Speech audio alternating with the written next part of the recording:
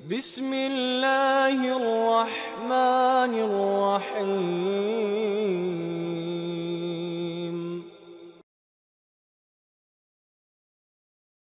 محترم سامعین، السلام علیکم ورحمۃ اللہ وبرکاتہ۔ نوح علیہ السلام کا ایک بیٹا سام تھا۔ عرب اور بنی اسرائیل اسی کی طرف منسوب ہیں۔ اسی سام کے پوتوں سے ہود علیہ السلام پیدا ہوئے۔ ان کا نسب نامہ اس طرح ہے: ہود بن عبداللہ بن رباح بن جارود بن عامر بن اوس بن ارم بن سام بن نوح۔ ہود علیہ السلام کی قوم کو قوم عاد اور قوم ارم بھی کہا جاتا ہے، کیونکہ عاد اور ارم ہود علیہ السلام کے اجداد تھے۔ قوم ہود احقاف نامی ایک بستی میں آباد تھی، اور یہ بستی عمان اور حضرہ موت کے درمیان ریت کے ٹیلوں والے علاقے میں تھی۔ عربی میں احقاف ریت کے ٹیلوں کو کہتے ہیں۔ یہ علاقہ سمندر کے کنارے واقع تھا اور شہر کے نام سے پکارا جاتا تھا۔ قرآن مجید میں سورۃ الاحقاف آیت 21 میں اللہ تعالیٰ نے انہیں ان کی بستی کی طرف منسوب کرتے ہوئے مخاطب کیا ہے۔ وَاذْكُرْ أَخَا عَادٍ إِذْ أَنذَرَ قَوْمَهُ بِالْأَحْقَافِ۔ اور عاد کے بھائی کو یاد کرو جبکہ اس نے اپنی قوم کو احقاف میں ڈرایا۔ قوم عاد کے لوگ اپنی رہائش کے لیے خیمے پسند کرتے تھے۔ ان کے خیمے بہت مضبوط اور پختہ ہوتے تھے۔ یہ لوگ ان کو بڑی مہارت سے بناتے تھے، پھر ان پر فخر کرتے تھے۔ اللہ تعالیٰ سورۃ الفجر آیات 6 تا 8 میں فرماتے ہیں: أَلَمْ تَرَ كَيْفَ فَعَلَ رَبُّكَ بِعَادٍ إِرَمَ ذَاتِ الْعِمَادِ الَّتِي لَمْ يُخْلَقْ مِثْلُهَا فِي الْبِلَادِ۔ کیا آپ نے نہیں دیکھا کہ آپ کے رب نے عاد کے ساتھ کیا کیا، جو نسل ارم سے تھے، ستونوں والے تھے، جن کے مانند کوئی قوم دنیا کے ممالک میں پیدا نہیں کی گئی۔ اللہ تعالیٰ نے ان کی کاریگری اور فن کی ایک مثال دی ہے کہ وہ ایسے خیموں میں آباد تھے جن کے ستون بہت مضبوط تھے، طاقتور تھے۔ ان لوگوں نے شہروں اور بستیوں کو ایسی کاریگری سے بنایا کہ ان کے متعلق عجیب و غریب روایات مشہور ہو گئیں۔ یہ نرم زمین میں خیمے بناتے تھے، اس کے ساتھ پہاڑوں میں محل بھی بناتے تھے۔ حالانکہ رہائش کے لیے زمین پر خیمے موجود تھے، گویا بیکار دولت اور وقت برباد کرتے، پھر اس پر فخر کرتے۔ شہروں میں جو راستے اور سڑکیں تھیں وہ بہت چوڑی تھیں۔ ان جیسے طویل اور قوی لوگ بعد میں پیدا نہیں ہوئے۔ کاریگری اور فنکاری میں یہ لوگ اس مقام تک پہنچے کہ پھر کوئی نہ پہنچ سکا۔ یہ لوگ عرب تھے اور عربی میں بات چیت کرتے تھے۔ ہود علیہ السلام بھی عربی تھے۔ اسماعیل علیہ السلام سے پہلے کے عرب باشندے عرب عاربہ کہلاتے ہیں۔ ان کے مشہور قبائل یہ ہیں: عاد، سمود، جرہم، امیم، قحطان اور مدین وغیرہ۔ ابراہیم علیہ السلام کی اولاد میں اسماعیل علیہ السلام کے بعد آنے والے لوگ عرب مستعربہ کہلاتے ہیں۔ اسماعیل علیہ السلام عربی نہیں تھے، کنعانی تھے۔ جب ابراہیم علیہ السلام اسماعیل علیہ السلام کو مکہ معظمہ میں چھوڑ آئے اور اسماعیل علیہ السلام نے عربوں سے میل جول قائم کیا تو ان سے عربی سیکھ لی اور اس میں بہت مہارت پیدا کر لی، یہاں تک کہ آپ کو عرب کا فصیح کہا جانے لگا۔ اہل عرب میں فصاحت و بلاغت آپ ہی سے آئی۔ رسول اللہ صلی اللہ علیہ وسلم بھی اسی انداز میں فصیح و بلیغ عربی میں بات کرتے تھے۔ طوفان نوح کے بعد جب دوبارہ لوگوں کو پیدا کیا گیا تو وہ ایک مرتبہ پھر ان بستیوں میں رہنے کے لیے چلے گئے جہاں نوح علیہ السلام رہا کرتے تھے۔ نوح علیہ السلام شام کے شمال اور ترکی کے جنوبی علاقوں میں رہا کرتے تھے۔ لوگ یہاں آباد ہو گئے۔ پھر یہاں سے کچھ لوگ فلسطین اور شام کی طرف ہجرت کر گئے اور کچھ لوگ جزیرے کی طرف ہجرت کر گئے، اور قوم عاد جزیرے کے جنوب میں آ کر آباد ہو گئی۔ اس وقت تمام لوگ توحید پر تھے۔ طوفان کے ساتھ جب زمین پامال ہو گئی تو اس پر سوائے نوح علیہ السلام کی اولاد کے اور کوئی زندہ نہ رہا۔ یہ لوگ توحید پرست تھے، لیکن وقت کے ساتھ ساتھ قوم عاد آباد ہوئی اور شیطان نے ان کے دلوں میں وسوسہ ڈالا۔ اس طرح وہ شیطان کی عبادت کرنے لگے۔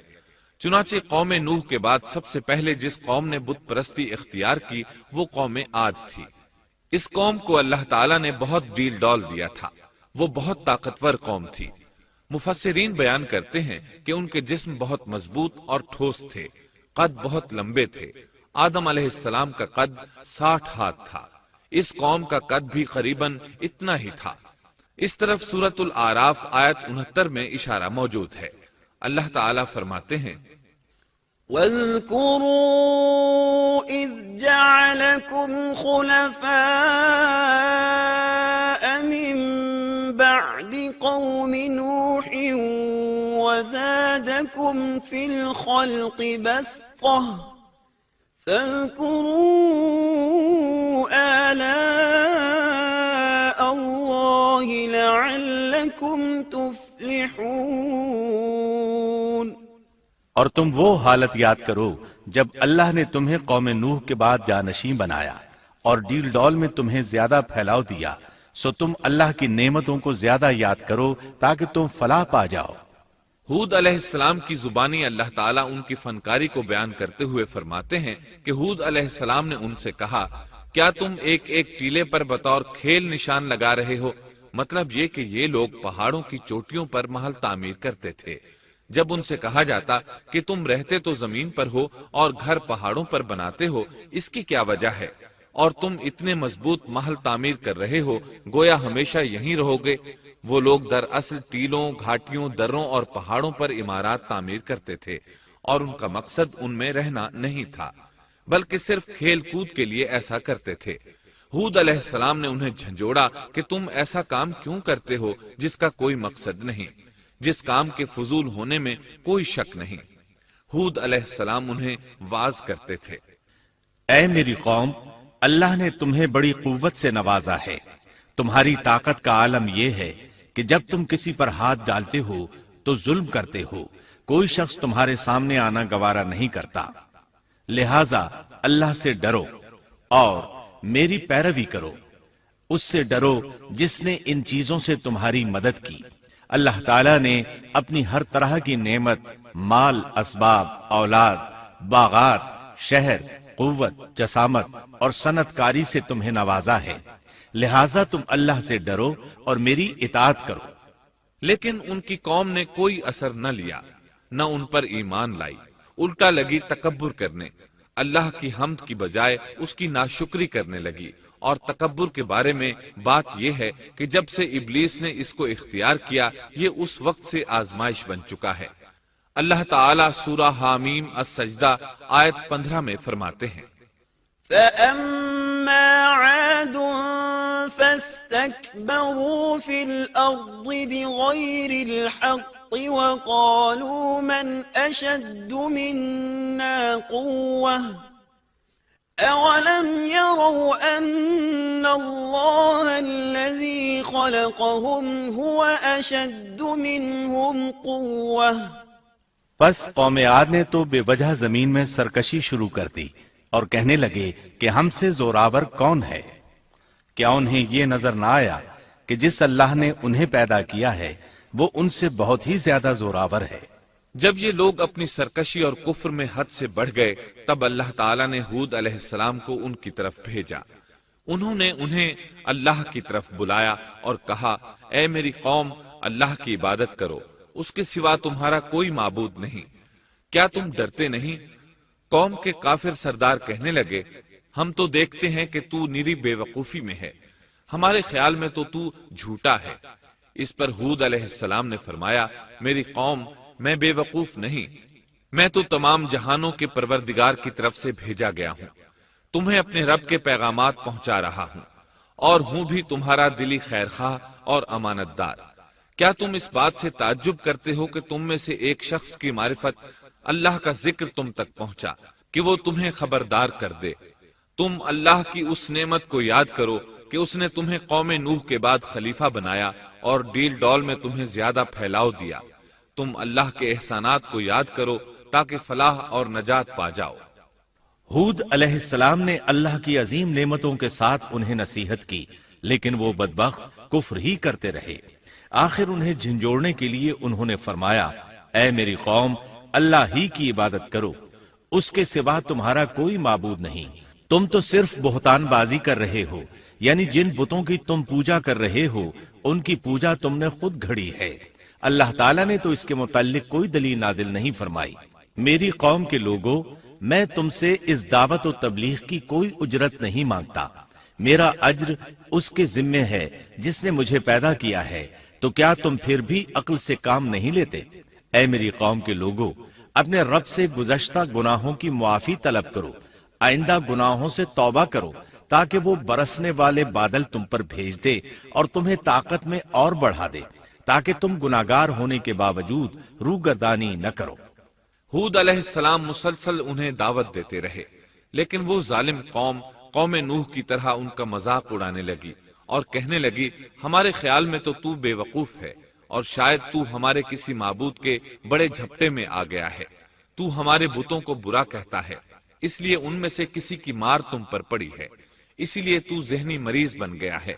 وہ ظالم لوگ چونکہ آخرت پر ایمان نہیں رکھتے تھے اور دنیا میں خوشحالی کی زندگی بسر کر رہے تھے اور تھے بھی اپنی قوم کے سردار، اس لیے اپنے ماتحتوں سے کہنے لگے، یہ تو تم جیسا ہی انسان ہے، وہی کچھ کھاتا ہے جو تم کھاتے ہو اور پیتا بھی وہی کچھ ہے جو تم پیتے ہو۔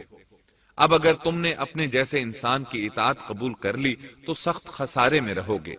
کیا یہ تمہیں اس بات سے دھمکاتا ہے کہ جب تم مر کر خاک اور ہڈیاں بن جاؤ گے تو پھر زندہ کیے جاؤ گے؟ ہرگز نہیں، یہ بات امکان سے باہر ہے جس کا وعدہ تم سے کیا جاتا ہے۔ یہ زندگی تو صرف دنیا کی ہے، ہم مرتے جیتے رہتے ہیں، ہم پھر نہیں اٹھائے جائیں گے۔ یہ تو وہ شخص ہے جس نے اللہ پر جھوٹ باندھا ہے، ہم اس پر یقین کرنے والے نہیں۔ ہود علیہ السلام انہیں دعوت دیتے رہے، یہاں تک کہ ان کی قوم نے واضح طور پر کہہ دیا کہ آپ ہمیں واز سنائیں یا نہ سنائیں، ہم تو اپنی روش نہیں چھوڑیں گے، یہ تو پرانے لوگوں کا دین ہے۔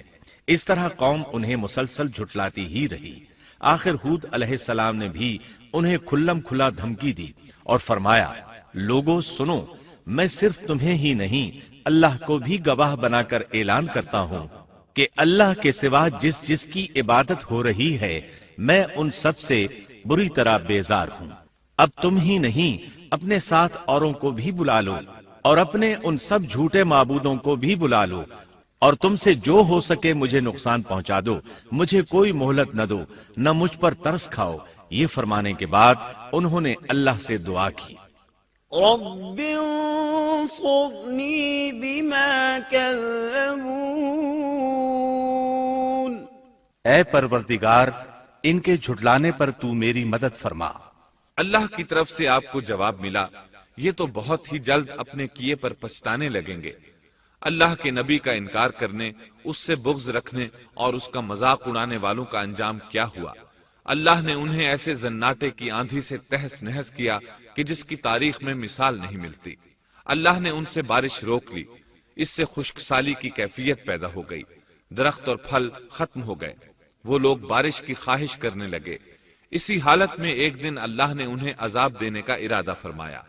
انہوں نے دیکھا ایک سیاہ بادل ان کی طرف بڑھ رہا ہے، خوشی سے اچھلنے لگے، کہنے لگے یہ بادل ہم پر برسنے والا ہے، جبکہ ان کا خیال غلط تھا۔ دراصل ابر کی صورت میں یہ وہ قہر الہی تھا جس کے آنے کی وہ جلدی مچا رہے تھے۔ وہ عذاب ان کی بستیوں کی تمام چیزوں، پھلوں، خیموں، درختوں کو تہس نہس کرتا ہوا آیا۔ اسے اللہ کا یہی حکم تھا۔ آندھی اس قدر زبردست تھی کہ پہاڑوں پر ان کے تعمیر کردہ محلوں تک کو اڑا لے گئی۔ مجرموں کا یہی بدلہ ہے۔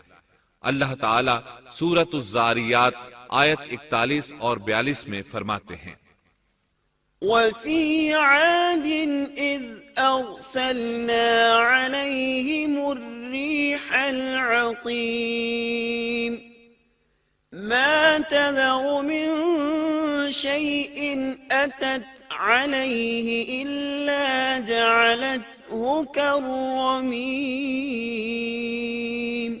اسی طرح عادیوں میں بھی ہماری طرف سے تنبیہ ہے، جبکہ ہم نے ان پر خیر و برکت سے خالی آندھی بھیجی، وہ جس چیز پر گرتی تھی اسے بوسیدہ ہڈی کی طرح چورا چورا کر دیتی تھی۔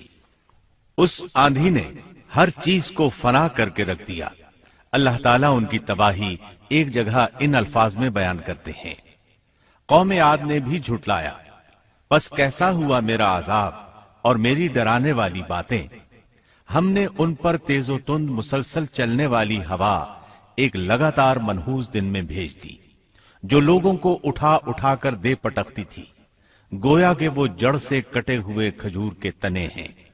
پس کیسی رہی میری سزا اور میرا ڈرانا؟